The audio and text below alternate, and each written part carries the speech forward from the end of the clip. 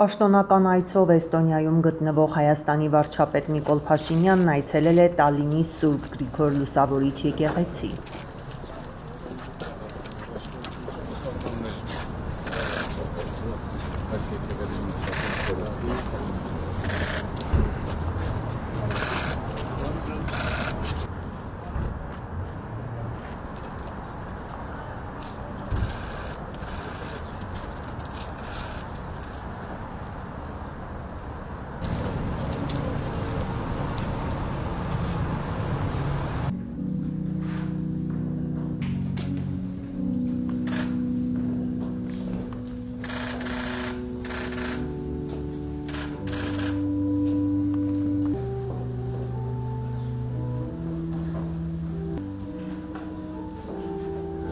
Բոլորին մեր վարչապետ և միասին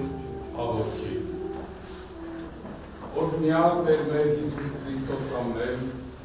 Հայր մեր, որ վերքինս ես, Սուրբ Գեղեցյանը քո,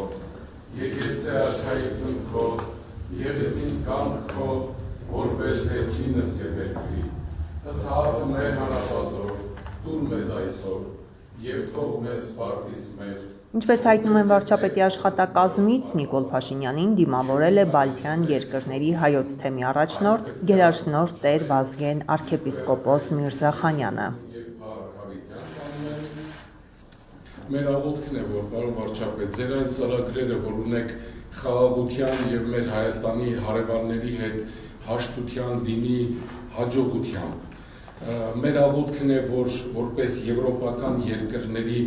հավատացյալներ, քաղաքացիներ և առաջնորդ մեր երկիրը դեպի Եվրոմիություն իր քայլերն անի,